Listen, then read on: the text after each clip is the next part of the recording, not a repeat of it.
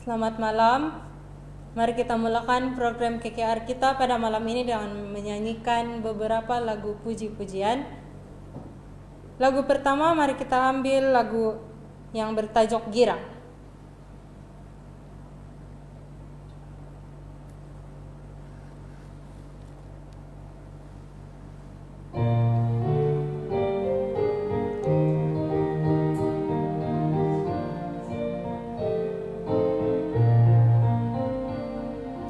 Selesai kerja nanti girang, girang memenuhi ladang. Sewaktu petang masuk ke dunia baru, girang dan sangat lemah, girang tetaplah bergirang, girang dekatlah masanya bekerja pulang rumah. Kita nyanyi lagu yang indah, puji syukur kita bawa kepada Bapa dan Raja, masuk ke dunia baru. Girang dan sangatlah girang, girang tetaplah bergirang, girang dekatlah masanya bekerja pulang rumah. Sucilah kegirangan kita di dalam rumah yang indah. Waktu kita sedia masuk ke dunia baru. Girang dan sangatlah girang, girang tetaplah bergirang, girang dekatlah masanya bekerja pulang rumah. Terima kasih atas nyanyian tersebut. Pada saat ini mari kita ambil lagu pembuka, lagu tema kita yang bertajuk Yesuslah Jawaban. Dipersilakan untuk kita semua berdiri.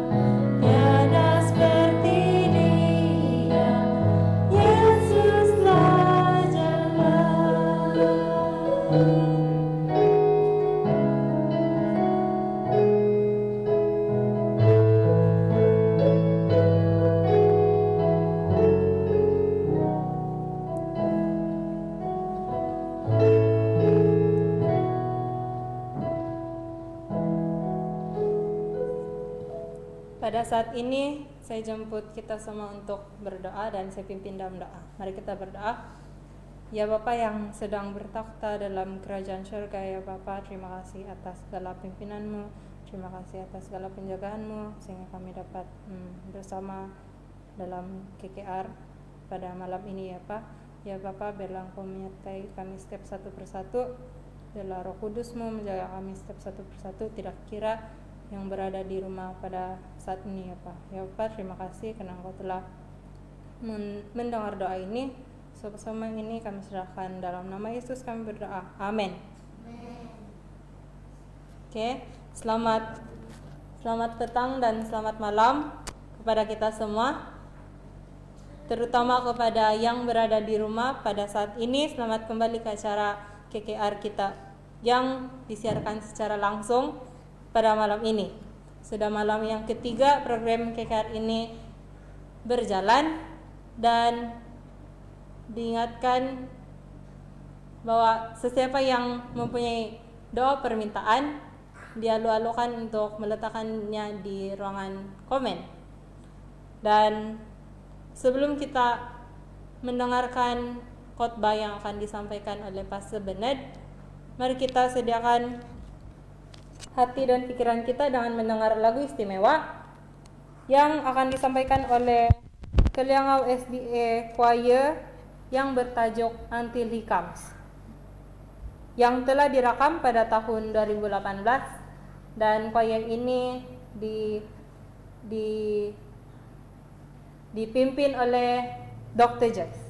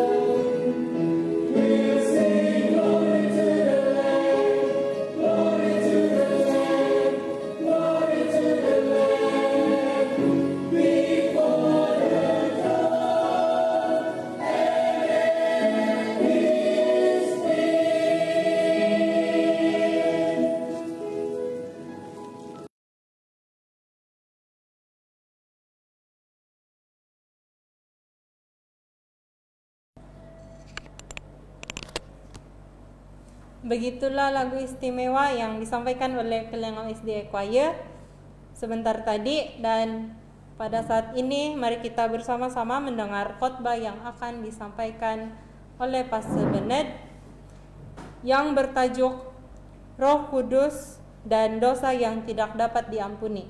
Dan sekali lagi diperingat, sesiapa yang ada doa permintaan boleh letak di ruang komen Facebook.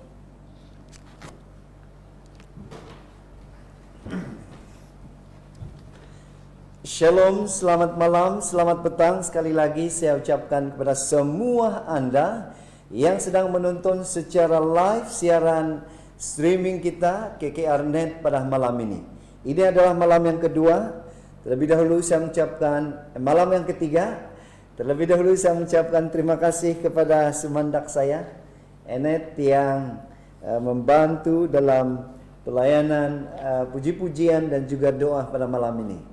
Kita bersyukur saudara karena sudah malam yang ketiga mengenai kita belajar mengenai dengan satu topik mengenai dengan pertobatan.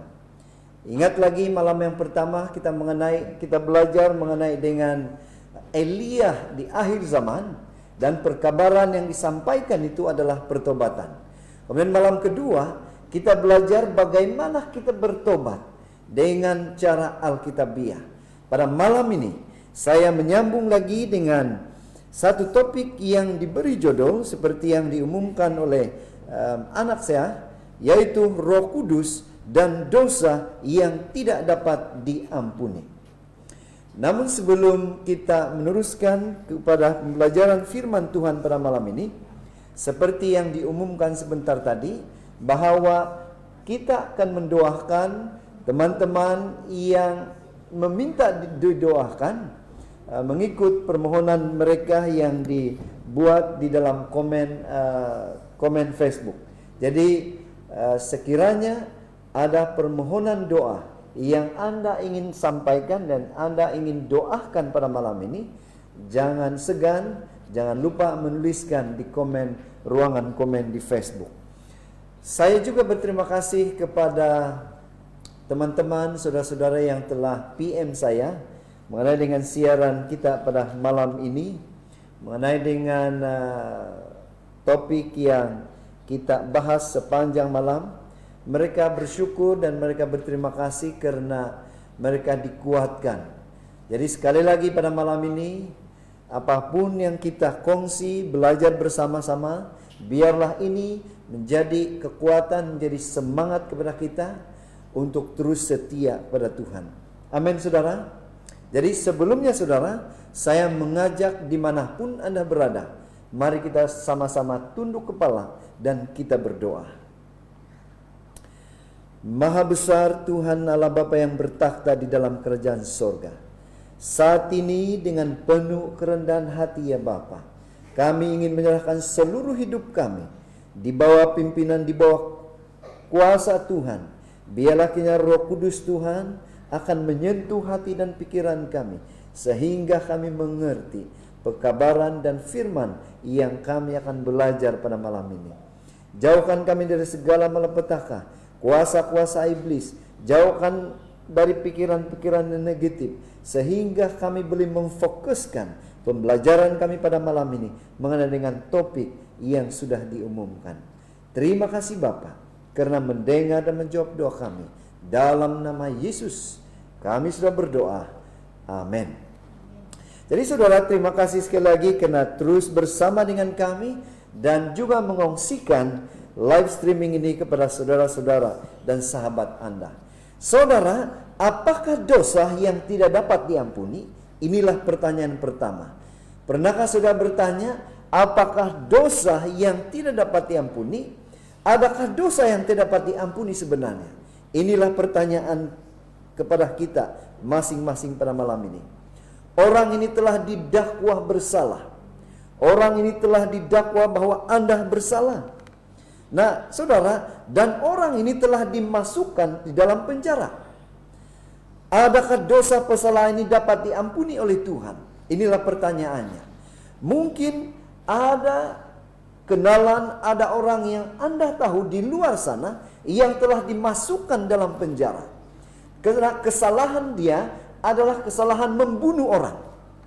Mungkin Anda bertanya, pertanyaan pada malam ini, apakah dosa, apakah kesalahan yang dilakukan oleh orang itu akan diampuni oleh Tuhan? Saudara, mari kita meneruskan pelajaran kita pada malam ini. Kalau perhatikan saudara, gambar di sebelah sini, yang dipaparkan di screen ini adalah satu gambar di mana pembunuhan yang beramai-ramai di Kamboja oleh seorang pemimpin yang bernama Pol Pot pada ketika itu. Di mana dia adalah seorang pemimpin yang kejam di sekitar tahun 70-an di Kamboja. Siapa sahaja yang menentang dia pasti akan dibunuh. Bagaimana kekejaman yang dilakukan oleh Pol Pot ini di Kamboja? Apakah dosa yang dilakukan oleh Pol Pot ini boleh diampuni oleh Tuhan? Karena membunuh begitu ramai orang. Apakah Tuhan juga mengampuni dosanya? Saudara, inilah pertanyaan kepada kita. Apa yang dikatakan oleh Alkitab tentang dosa yang tidak dapat diampuni? Apa yang dikatakan di dalam firman Tuhan, di dalam Alkitab, khususnya pembelajaran kita pada malam ini tentang dosa yang tidak dapat diampuni? Saudara, apakah dosa yang tidak dapat diampuni? Pertanyaan sekali lagi. Apakah dosa itu? Apakah itu berdusta atau menipu? Apakah kita berbohong dengan orang itu dosa yang tidak dapat ampuni? Apakah kita membunuh orang itu dosa yang tidak diampuni? Adakah berdusta atau menipu? Seperti yang Yakub telah merampas hak kesulungan. Apakah dosa Yakub itu diampuni? Sehingga Yakub melarikan diri dari abangnya Esau. Dia melarikan diri, naik gunung turun gunung. Akhirnya saudara, tiba satu saat dia akhirnya insaf dan bertobat. Apa yang dikatakan di dalam firman Tuhan? Kejadian 28 ayat 15 mengatakan, lihatlah aku bersama-sama dengan kamu dan memelihara kamu kemana saja kamu pergi, karena aku tidak akan melupakan kamu.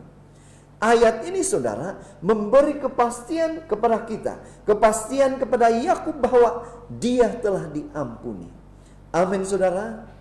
Yakub telah bertobat, walaupun telah membohongi, walaupun telah berdusta, dia telah diampuni oleh Tuhan melalui ayat ini. Kemudian saudara, apakah itu menyangkal keberadaan Allah di penganiayaan umatnya? Adakah perbuatan menyangkal itu, menyangkal keberadaan Tuhan, keberadaan Allah dan menganiaya umat Tuhan itu boleh diampuni? Karena begitu banyak dosa yang kalau satu persatu kita sebut, begitu banyak dosa. Mungkin secara pribadi kita sendiri saudara, kita pernah berzina, kita pernah berbohong kepada orang lain, mungkin kita pernah membunuh orang lain tidak sengaja. Mungkin itu dosa yang begitu perih di dalam hidup kita. Pertanyaannya saudara, apakah dosa itu boleh diampuni oleh Tuhan? Mari kita lihat di dalam Alkitab saudara.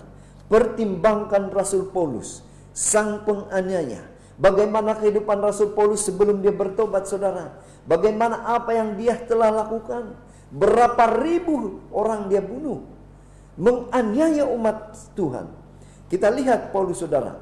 Pada mulanya dia seorang pembunuh orang-orang Kristen yang percaya kepada Tuhan. Dia membunuh anak-anak Tuhan, umat Tuhan. Dan gambarannya begini saudara. Tetapi satu ketika, apa yang berlaku kepada Rasul Paulus dalam perjalanannya ke Damsyik, karena mau membunuh lagi, karena ingin memburu orang-orang Kristen. Apa yang berlaku saudara? Satu kejadian telah berlaku ke atas Rasul Paulus. Satu kejadian yang ajaib, yang luar biasa berlaku kepada Rasul Paulus. Apa yang berlaku kepada Rasul Paulus saudara? Dia melihat satu cahaya yang begitu terang dari langit jatuh ke tanah. Akhirnya dia jatuh ke tanah. Kemudian dia mendengar suara Yesus katanya. Yesus berkata kepadanya, akulah Yesus yang kau aniaya itu. Apa yang berlaku saudara? Dia menjadi buta selama 3 hari. Dan apa yang berlaku setelah 3 hari? 3 hari kemudian Ananias, seorang murid Tuhan, datang kepada Rasul Paulus dan memberitahu bahwa Yesus telah menampakkan dirinya kepada Paulus. Dan akhirnya, saudara, apa yang berlaku pada Rasul Paulus? Setelah itu, setelah Paulus boleh melihat kembali, dia telah dibaptiskan dan menjadi pengabar Injil, menjadi umat yang setia, menjadi umat yang siap untuk melayani Tuhan. Dia diampuni, saudara. Saudara, inilah keadaan. Kemudian setelah dia kembali bertenaga, Paulus mengajarkan firman Tuhan kepada semua orang. Inilah yang berlaku pada Rasul Paulus. Setelah dia diubah, setelah dia bertobat, setelah Yesus mengampuni dia, setelah Tuhan memperlihatkan dia, mencelikkan mata dia tentang kebenaran. Kita tahu bahwa Rasul Paulus adalah pembunuh sebelum itu, yang hampir sama dengan Pol Pot, kalau kita mau menyamakan mereka. Tetapi dia telah bertobat dan mengakui dosanya kepada Tuhan. Dan dia telah menerima bisikan dari Roh Kudus yang telah memanggilnya, sehingga dia sendiri yang memberitakan firman Tuhan kepada orang lain. Dan kalau Anda melihat, saudara, tulisan-tulisan Ellen White di dalam Alkitab, dia berani katakan, aku telah mengakhiri hidup dan aku telah mengakhiri pertandingan dengan baik.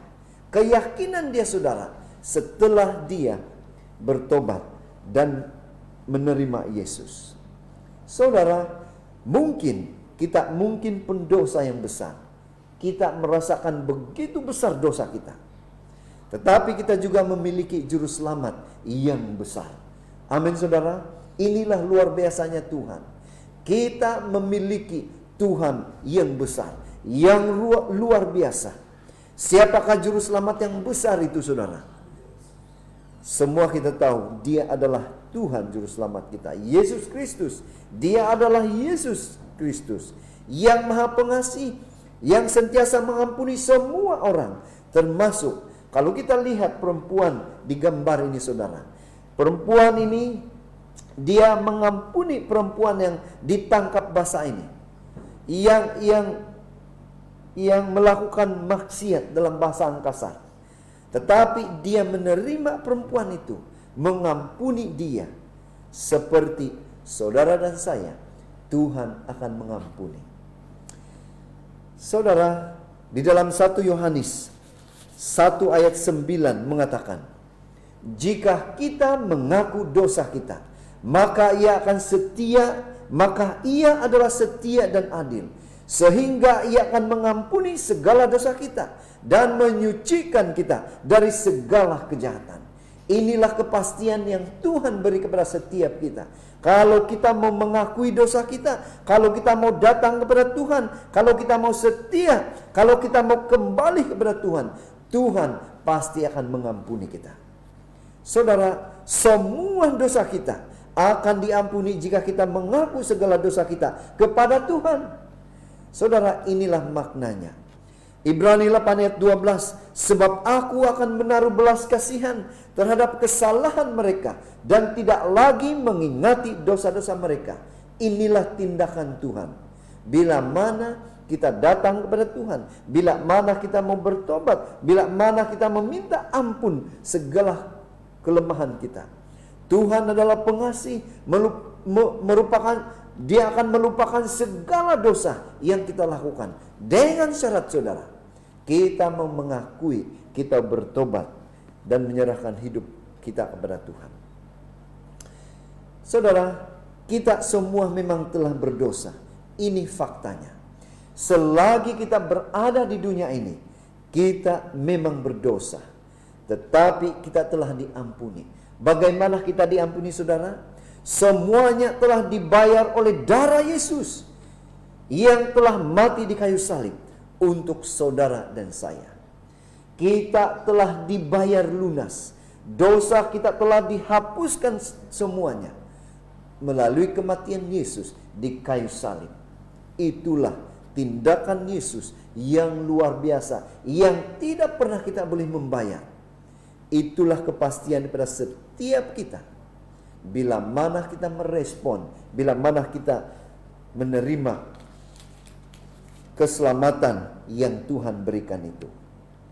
Yohanes 3:16 itu sebabnya satu ayat yang begitu luar biasa. Karena begitu besar kasih Allah akan dunia ini, sehingga Ia telah mengaruniakan anak yang tunggal, supaya setiap orang yang percaya kepadanya tidak akan binasa, melainkan beroleh hidup yang kekal. Inilah janji Tuhan, saudara. Inilah janji kepastian yang Tuhan berikan pada setiap kita. Bila kita merespon dengan kasih yang ditunjukkan oleh Tuhan di kayu salib, kita akan memperoleh hidup yang kekal. Tetapi jika kita hidup di dalam terang sama seperti Dia ada di dalam terang, maka kita beroleh persekutuan seorang dengan yang lain. Dan darah Yesus, anaknya itu menyucikan kita daripada segala dosa. Artinya saudara, bila kita percaya pada Yesus, Dia akan mengasihi kita. Dan kita hidup di dalam terangnya. Oleh itu kita layak menerima pengampunan darinya. Karena dosa kita telah disucikan oleh darahnya. Inilah luar biasanya Tuhan untuk saudara dan saya. Dia sanggup mati di kayu salib. Dia sanggup menjadi manusia. Dia sanggup disalibkan untuk saudara dan saya, supaya kita mendapat keselamatan yang mutlak. Saudara, pertanyaan seterusnya, bagaimana Anda menjelaskan dosa yang tidak dapat diampuni? Karena sebentar tadi kita telah mempelajari bagaimana hitam merah sekalipun dosa kita, Tuhan akan mengampuni. Tetapi ada statement di sini, apakah dosa yang tidak dapat diampuni? Apakah ini tertulis di dalam Alkitab?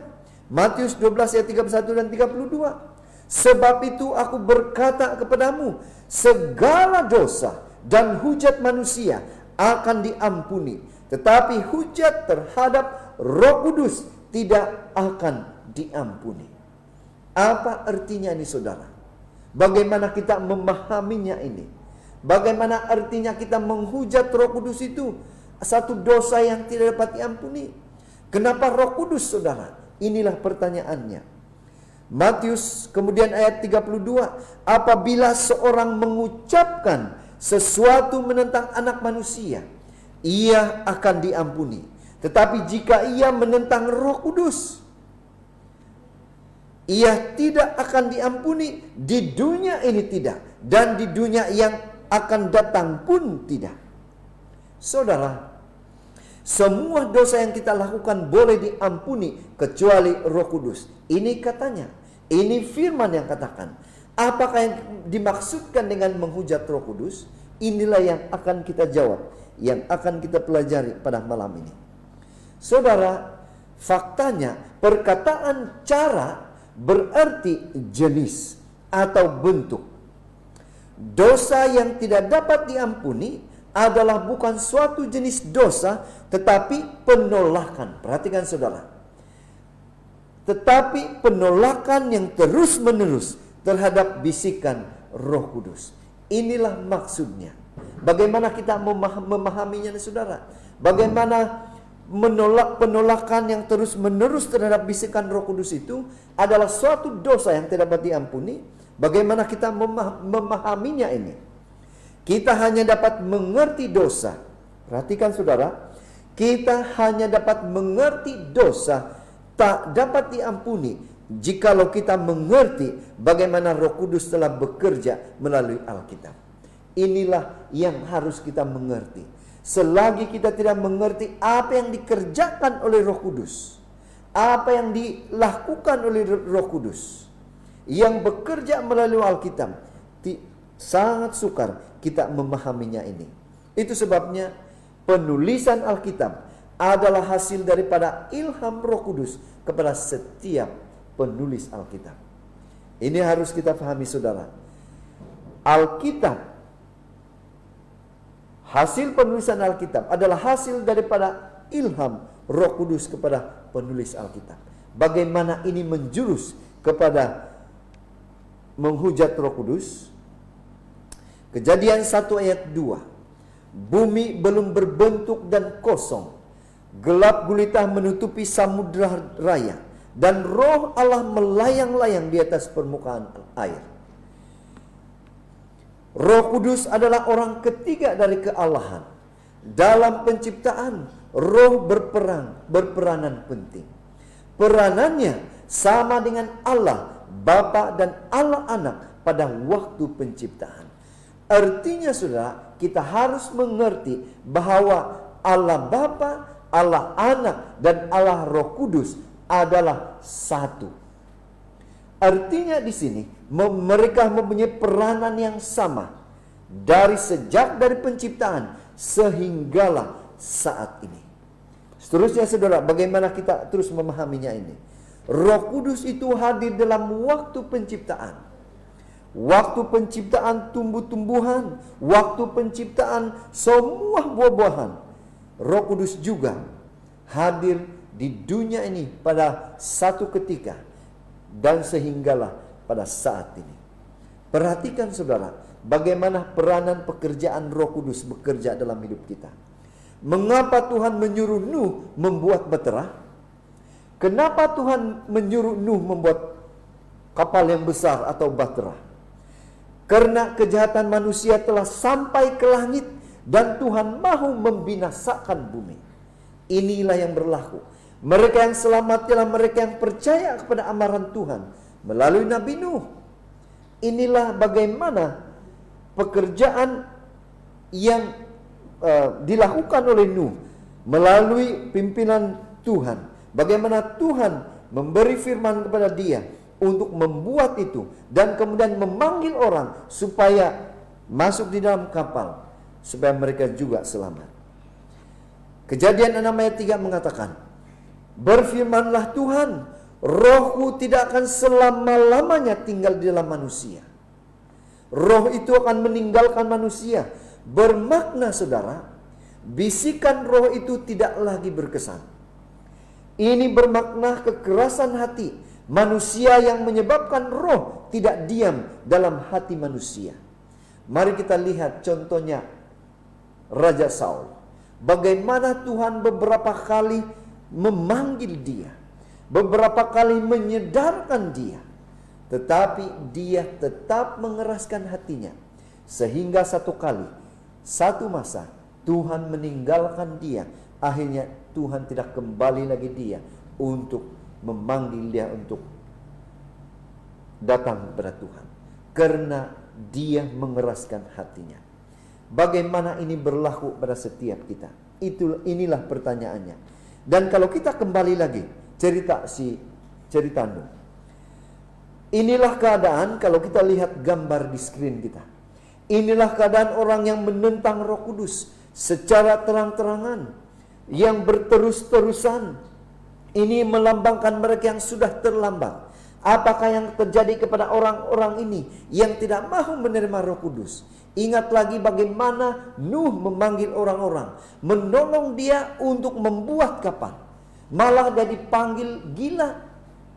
Tetapi Nuh terus melakukan. Tetapi biarpun dia memanggil dan memanggil, orang-orang itu terus menolak dan menolak panggilan itu. Apa yang terjadi kalau ini berlaku pada setiap kita? Akhirnya saudara, orang yang tidak menerima Roh Kudus akan menghadapi kebinasaan. Orang yang tidak mendengar panggilan Tuhan melalui Nuh akhirnya dibinasakan. Karena mereka menolak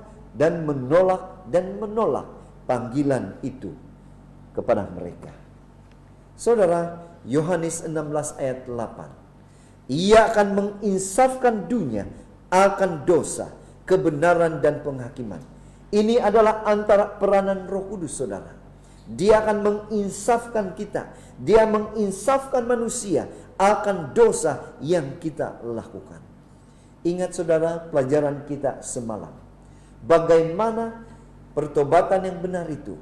Roh Kudus selalu membisikkan melalui hati dan pikiran kita supaya kita bertobat. Roh Kudus memanggil satu persatu kita melalui hati dan pikiran kita. Bila hati dan pikiran kita menerima itu, dengan tindakan kita akan merespon panggilan itu supaya bertobat dan kembali kepada Tuhan. Inilah peranan Roh Kudus. Roh Kudus menguatkan kita melawan pencobaan.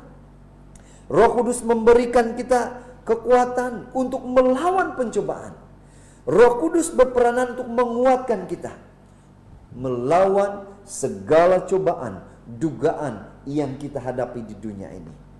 Di dalam Yohanes 3:8 lagi mengatakan, angin bertiup kemana ia mau dan engkau mendengar bunyinya, tetapi engkau tidak tahu dari mana ia datang atau kemana ia pergi.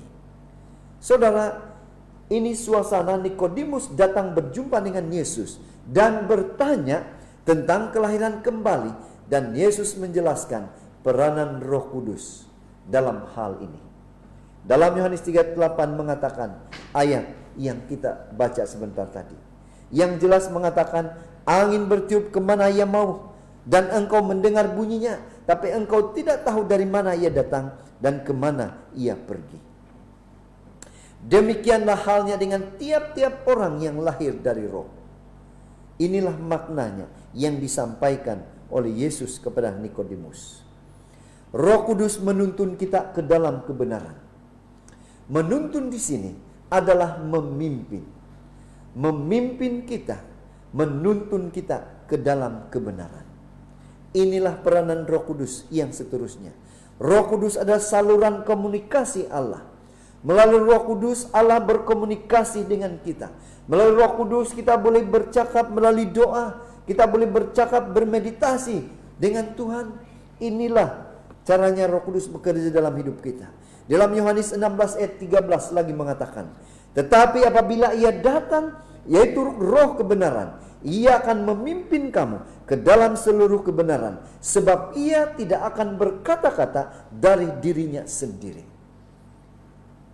tetapi segala sesuatu yang didengarnya, itulah yang akan dikatakannya, dan ia akan memberitakan kepadamu hal-hal yang akan datang. Saudara, bagaimana saya boleh dipenuhi Roh Kudus? Bagaimana saya bisa dipenuhi Roh Kudus? Inilah pertanyaan yang seterusnya. Yesus menjanjikan karunia Roh Kudus. Yesus telah menjanjikan sementara dia naik ke surga. Yesus mengatakan, aku akan menjanjikan Roh Kudus untuk kamu. Semasa Yesus naik ke surga, Yesus telah menjanjikan ini, karunia Roh Kudus kepada murid-muridnya. Kisah 1 ayat 8 mengatakan, tetapi kamu akan menerima kuasa kalau Roh Kudus turun ke atas kamu. Kepada siapakah akan Kristus berikan kuasa dari Roh Kudus? Yohanes 14 ayat 15 hingga 17. Jikalau kamu mengasihi aku, inilah kata-kata Yesus, jikalau kamu mengasihi aku, kamu akan menuruti segala perintahku.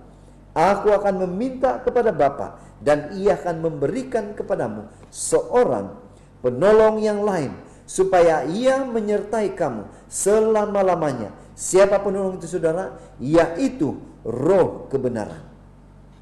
Kisah 5 ayat 32. Dan kami adalah saksi dari segala sesuatu itu, kami dan Roh Kudus yang dikaruniakan Allah kepada semua orang yang mentaati Dia. Kemudian di dalam Mazmur 51 ayat 13 lagi mengatakan, janganlah membuang aku dari hadapanmu, dan janganlah mengambil rohmu dari kudus, yang kudus daripadaku. Saudara, ini memperjelaskan kepada kita bagaimana Roh Kudus itu sangat penting dalam kehidupan kita. Dalam Mazmur 19 ayat 14 lagi, lindungilah hambamu juga terhadap orang yang kurang ajar, janganlah mereka menguasai aku. Maka aku menjadi tak bercelah dan bebas dari pelanggaran dosa.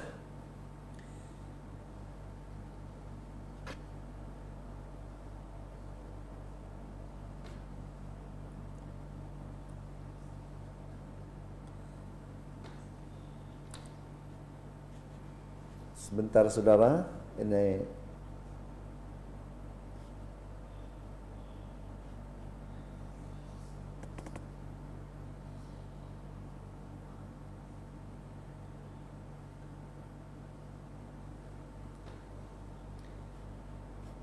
bagaimana PowerPoint di sana?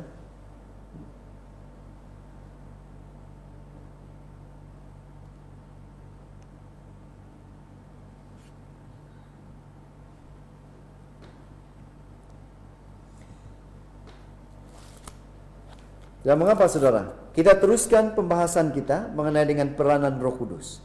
Jadi saudara, di dalam firman pada malam ini, kita sudah berada di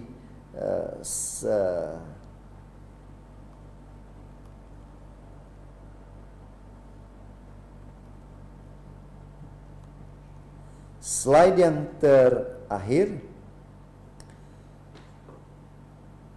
Persoalan kita sebentar tadi, next saja, karena setelah itu ada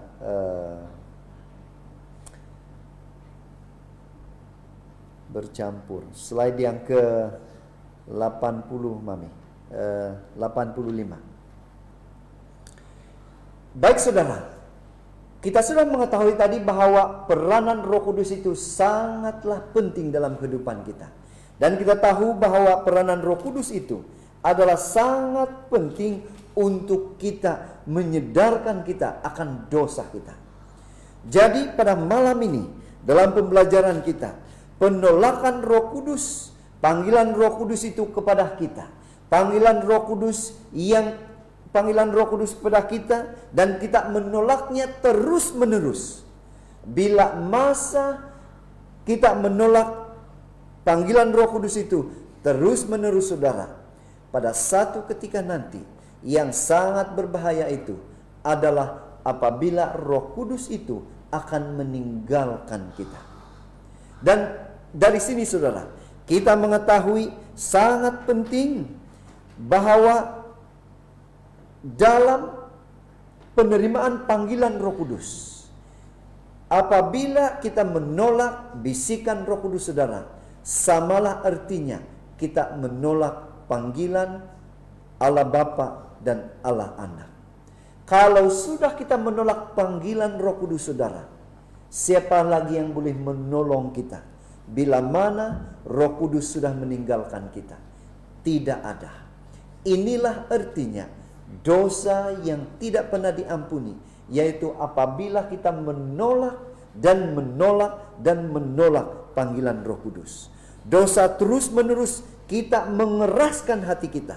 Kita mengeraskan hati kita sehingga Roh Kudus tidak boleh masuk lagi. Kita mengeraskan hati kita sehingga kita tidak lagi boleh menerima panggilan Roh Kudus. Itulah sebabnya apabila ini berlaku dalam hidup kita saudara, kita akan ditinggalkan dan akhirnya kita tidak beroleh lagi kesempatan untuk diselamatkan.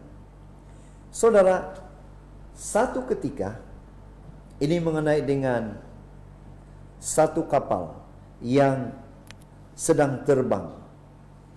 Dia terbang dan apabila diberitahu oleh pegawai di menara itu supaya mendarat di atas landasan, apa yang diberitahu oleh pilot pada ketika itu, dia bilang, saya mau mendarat di stasiun seterusnya, di landasan seterusnya. Saudara, inilah satu cerita yang bagi saya satu cerita yang harus menjadi pengajaran pada kita. Kita melihat kapal di sini, sebuah kapal yang sedang terbang, dan kapal terbang ini telah menerima arahan dari stasiun menara supaya mendarat di pangkalan yang sepatutnya dia mendarat. Tetapi justru saudara, apa yang berlaku, kapal terbang itu atau juru terbang itu mengatakan no, tidak. Saya akan mendarat di stasiun yang seterusnya. Dan kapal terbang itu terus melancarkan kapal terbangnya, terbang seterusnya. Dan kapal terbang itu pun terbang semakin jauh. Dan apabila ia semakin jauh, ia tidak dapat lagi menerima arahan dari stesen menara kapal terbang. Akhirnya, kapal terbang ini kehabisan minyak dan ia pun terhempas. Saudara, sebenarnya tidak ada lagi tempat untuk kapal terbang itu mendarat. Apa artinya konteks ini dalam Roh Kudus? Sebenarnya Roh Kudus selalu berbisik dan menyedarkan manusia dari dosa. Tetapi manusia itu sendiri yang tidak mahu mendengar dan menerima, sehingga membuatkan orang itu sendiri binasa. Inilah ilustrasinya bagaimana peranan Roh Kudus itu memanggil kita untuk bertobat, menyedarkan kita, untuk memimpin kita, mengarahkan pikiran kita supaya bertobat. Tetapi kita menolak panggilan Roh Kudus. Saudara, akhirnya kita dibinasakan. Dosa yang tidak dapat diampuni terjadi ketika seseorang berulang kali mengatakan tidak kepada Tuhan. Inilah artinya dosa yang tidak pernah akan diampuni.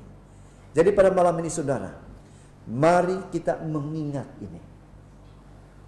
Di dalam pertanyaan pada permulaan kebaktian kita pada sebentar tadi, yang saya tanyakan adalah mengenai dengan dosa yang tidak dapat diampuni. Ini adalah dosa, sesuatu yang terjadi bila seseorang itu berulang kali mengatakan tidak kepada Tuhan. Artinya saudara, bila kita mengatakan kepada Tuhan, kali pertama Tuhan memanggil kepada kita, Roh Kudus masih bekerja dalam hati kita, bekerja dalam pikiran kita. Marilah saudara, datanglah kepada Tuhan, bertobatlah saudara. Tetapi Anda menolak kali pertama, kali kedua Roh Kudus memanggil lagi, kali ketiga dan seterusnya. Satu masa saudara, bila mana Tuhan memanggil, bila mana kita menolak itu, akan tiba masanya Roh Kudus itu tidak lagi bekerja dalam hidup kita, di dalam pikiran kita, dan tidak lagi kedengaran. Roh Kudus itu memanggil untuk bertobat. Pada saat itulah saudara, pada saat itulah, pada masa itulah, pada ketika itulah, dosa itulah artinya dosa yang tidak dapat diampuni. Jadi saudara, pada malam ini Tuhan mahu setiap kita bersedia akan kedatangannya. Tuhan mahu mengajak saudara dan saya. Tuhan mahu supaya kita bersedia akan kedatangan Tuhan. Bagaimana Roh Kudus itu berbicara kepada kita supaya kita boleh bersedia akan kedatangan Tuhan. Bagaimana Roh Kudus itu selalu membisikkan kepada kita, mengingatkan kepada setiap kita, mengingatkan akan dosa-dosa kita, supaya kita boleh kembali, supaya kita boleh bertobat kepada Tuhan. Tetapi pertanyaannya, apakah kita mau mendengar bisikan Roh Kudus itu? Bila mana Roh Kudus memanggil setiap Anda, setiap pribadi kita. Inilah yang harus kita perhatikan, terutama pada malam ini. Mari kita mengingat dalam kehidupan kita, dalam apapun yang kita lakukan, mari kita selalu mendengarkan bisikan Roh Kudus. Mari kita selalu menuruti apa yang dikatakan oleh Roh Kudus, supaya kita tidak ditinggalkan oleh Roh Kudus. Itu sebabnya pada malam ini saudara, sekiranya Anda mahu bersama-sama dengan Tuhan satu masa nanti, bersama dengan Tuhan di kerajaan surga, marilah kita senantiasa mendengarkan panggilan Roh Kudus itu, panggilan keselamatan, panggilan supaya kita bertobat, panggilan supaya kita boleh kembali kepada Tuhan. Jadi pada malam ini saudara, sebelum kita mengakhiri kebaktian kita, kita akan menyanyikan sekali lagi lagu tema kita pada malam ini. Satu lagu yang mengingatkan pada kita bahwa di dalam kehidupan kita saudara, di dalam apapun yang kita alami di dunia ini, Yesuslah jawaban yang pasti. Yesuslah yang akan selalu ada untuk menolong kita. Roh Kuduslah yang selalu akan menolong kita, membisikkan dalam diri kita, memanggil masing-masing kita supaya datang kembali kepada Tuhan. Dan berharaplah kepada Yesus. Hanya Tuhan yang harus menjadi andalan pada setiap kita. Bila mana kita boleh melakukan itu, puji Tuhan saudara, karena kita akan selalu di bawah naungan Roh Kudus. Saudara, mari kita sama-sama nyanyikan lagu ini dan hayati setiap lirik lagu ini, di mana Yesus adalah jawaban kepada dunia. Yesus adalah jawaban kepada segala masalah kita. Yesus adalah jawaban kepada segala apa yang kita alami di dunia ini. Yesuslah jawaban kepada masalah kita. Yesuslah jawaban kepada setiap pribadi yang ada masalah dalam hidup kita. Yesuslah jawaban di dunia ini. Tiada seperti Dia. Yesuslah jalan. Yesuslah jawaban di dunia ini. Tiada seperti Dia. Yesuslah jalan. Semua persoalan dalam hidupmu, damaian yang kau tak dapat temukan, kenangan masa lalu menghantui dirimu. Tapi satu yang pasti, Yesuslah jalan. Yesuslah jawaban di dunia ini. Tiada seperti Dia. Yesuslah jalan. Yesuslah jawaban di dunia ini. Tiada seperti Dia. Yesuslah jalan.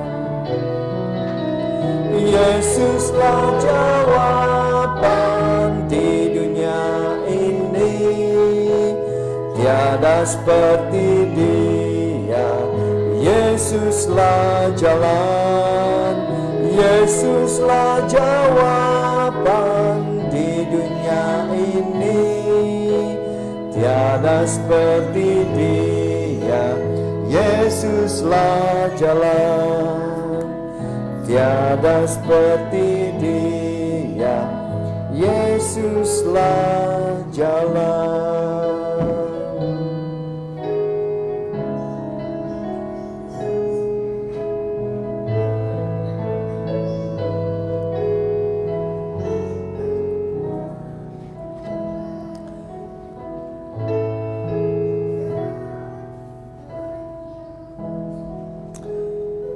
Saudara, pada masa ini saya akan berdoa untuk beberapa perkara pada malam ini. Khususnya ada yang memohon doa, juga seperti permohonan semalam. Mari kita doakan saudara Pedro yang menghadapi masalah buah pinggang. Saya difahamkan bahwa dia akan menjalankan pembedahan buah pinggang. Tidak tahu bila, namun mari kita doakan agar dia terus bersemangat, agar terus dia kuat dalam menghadapi dugaan seperti ini. Kedua, jangan lupa kita mendoakan saudara-saudara kita yang lain. Terlalu ramai yang meminta doa supaya masalah COVID-19 ini agar kita terhindar atau kita tidak akan menghadapi atau menghidap ataupun terjangkit dengan masalah COVID-19. Jadi saudara, mari kita sama-sama mengingati beberapa perkara ini. Puan Sailin Gangkai, Saudara Zulina, dan ramai lagi yang memohon doa dalam hal COVID-19 ini. Dan sekiranya ada doa pribadi yang saudara ingin doakan, dimanapun saudara berada pada ketika ini, sama-sama kita duduk dengan tenang, sama-sama kita berdoa untuk keluarga kita, untuk anak-anak kita, untuk suami dan istri kita, dimanapun mereka berada, supaya mereka juga selalu dalam keadaan yang baik, dalam keadaan yang sehat, dihindari dari segala masalah, penyakit, khususnya terhindar daripada jangkitan COVID-19. Jadi sementara saudara berdoa di sana, saya juga akan berdoa di sini. Jadi saudara, mari kita bersedia untuk melayangkan doa dimanapun Anda berada pada ketika ini. Mari kita tunduk kepala dan kita berdoa bersama-sama.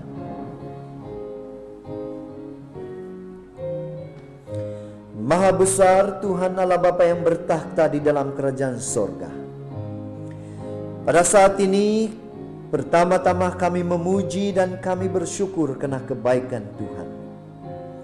Karena bersama dengan kami dalam kebaktian KKR Net pada malam yang ketiga, dari mula sehingga selesai pada malam ini. Terima kasih karena menjauhkan kami dari segala malapetaka. Terima kasih karena memberikan suasana yang begitu indah ini, begitu baik ini untuk saling menguatkan antara satu sama lain. Dan juga pada saat ini Tuhan, terima kasih karena Engkau memberikan kesempatan ini kepada hamba untuk menyampaikan firman pada malam ini. Kami telah mempelajari apakah dosa yang tidak dapat diampuni. Dan kami mengerti pada malam ini ya Tuhan, bahwa apabila kami terus menolak dan terus menolak panggilan Roh Kudus itu, itulah maknanya kami tidak akan mendapat lagi pengampunan. Karena kami mengeraskan hatinya, karena Tuhan telah meninggalkan kami. Kami disedarkan ya Tuhan, kami begitu banyak dosa dan pelanggaran. Kami selalu menyakiti hati Engkau melalui tutur kata kami, melalui penampilan kami, melalui mungkin pemikiran kami. Pada saat ini Tuhan, kami ingin menyerahkan seluruh hidup kami, seluruh dosa bebanan kami kepada Engkau. Karena kami percaya Engkau boleh mentahirkan kami. Dan keyakinan kami ini telah Engkau lakukan di kayu salib. Melalui kematian, melalui penyaliban Yesus Kristus yang telah menjamin akan keselamatan kami. Dengan syarat kami akan mendengarkan bisikan Roh Kudus, dan kami kembali dan kami menuruti apa yang Tuhan suruh lakukan pada setiap kami. Jauh dari lubuk hati kami Tuhan, mungkin ada dosa-dosa yang begitu merintangi hidup kami, dosa-dosa yang susah kami ingin serahkan kepadamu. Tetapi pada malam ini kami ingin menyatakan secara pribadi kami dalam doa masing-masing pribadi nanti, sehingga kami boleh menerima kelepasan dari segala masalah ini, dan kami boleh menerima akan janji keselamatan yang Tuhan sudah sediakan untuk setiap kami. Khususnya pada malam ini hamba berdoa kepada setiap yang mendengar firman pada malam ini, di luar sana, dimanapun mereka berada. Biarlah kasih Tuhan selalu menyertai mereka, menjauhkan mereka dari segala malapetaka dan kuasa-kuasa iblis, khususnya jangkitan COVID-19. Kami menyatukan doa kami ya Tuhan pada malam ini dengan kuasa Tuhan, dengan pimpinan Tuhan, agar dengan izin Tuhan kami dihindari dari segala jangkitan COVID-19. Juga khususnya pada saudara Pedro yang mengalami sakit buah pinggang. Dengan penuh kerendahan hati ya Tuhan, kami menyerahkan dia ke dalam tangan Engkau, di bawah kasih Tuhan, Engkau memberkati makan minumnya, rawatan, sehingga itu akan memberikan kesan, dan akhirnya dengan izin Tuhan, dia beroleh kesembuhan. Bapa, ramai lagi yang kami ingin sebutkan di dalam doa kami pada malam ini. Seperti Puan Sailin, Puan Zulina, yang mengalami sakit pada ketika ini. Tuhan, lihatlah mereka, jamalah tubuh badan mereka, sehingga mereka beroleh kekuatan, beroleh semangat, agar selalu kuat di hadapan Tuhan. Bapa, terima kasih, karena Engkau mengerti, walaupun kami tidak mengatakan satu persatu akan permohonan doa kami, tetapi biarlah Engkau menjawab itu sesuai dengan kehendak Tuhan. Sebentar nanti kami akan berpisah. Mungkin kami akan tidur, mungkin ada yang meneruskan aktiviti. Terima kasih Tuhan, terus menjaga kami dan menjauhkan kami dari segala malapetaka dalam tidur kami pada malam ini, sehingga besok dengan izin Tuhan kami boleh bangun dan boleh meneruskan pekerjaan dan aktiviti kami, sehingga pada malam besok sekali lagi kami berkumpul dimanapun kami berada, kami dapat memuji dan berbakti kepada Engkau. Terima kasih Bapa, Engkau telah mendengar, Engkau telah menjawab, Engkau telah memberikan yang terbaik dalam hidup kami, dan biarlah semuanya itu terjadi atas kehendak Tuhan. Sebab semua ini kami mohon hanya di dalam nama Yesus yang sudah menjadi Tuhan dan Juru Selamat kami. Amin. Terima kasih saudara, karena saudara terus bersama dengan kami. Jangan lupa kita akan berjumpa besok di ruangan yang sama, di channel yang sama, di dalam pelajaran yang baru besok, di mana kita akan mempelajari mengapa Tuhan mengizinkan penderitaan di dunia ini. Jangan lupa, kita akan berjumpa besok. Tuhan memberkati kita semua.